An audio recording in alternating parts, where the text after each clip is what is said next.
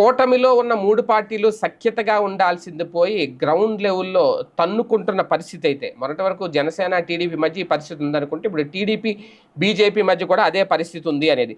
అక్రమంగా ఇసుక రవాణా చేస్తున్న వారిని ప్రశ్నించిన బీజేపీ నేతను టీడీపీ నాయకులు కర్రలతో చితకబాదిన ఘటన ఇప్పుడు వెలుగులోకి వచ్చింది. తిరుపతి జిల్లా చంద్రగిరి మండల పరిధిలోని నాగయ్యగారిపల్లి స్వర్ణముఖి నది సమీపంలో చోటు చేసుకుంది ఈ వివాదం. నాగయ్యగారిపల్లికి చెందిన బీజేపీ నేత నరేష్ కుమార్ నాయుడు కొద్ది రోజులుగా అక్రమ ఇసుక రవాణాపై అధికారులు ఫిర్యాదు చేస్తున్నారు. నిత్యం వందలాది ట్రాక్టర్లు ఇసుక అక్రమంగా రవాణా చేస్తున్నారంటూ రెవెన్యూ పోలీసు అధికారులు ఫిర్యాదు చేశారు. ఈ క్రమంలో నరేష్ కుమార్ నాయుడు తన ఇంటి నుంచి చంద్రగిరి వస్తుండగా నాగయ్యగారిపల్లి వాగు వద్ద టీడీపీ నేత కొంగర సునీల్తో పాటు మరికొందరు అడ్డుకున్నారు. తమకు వ్యతిరేకంగా ఇసుకపై ఫిర్యాదు చేస్తావా అంటూ దౌర్జన్యానికి పాల్పడ్డారు.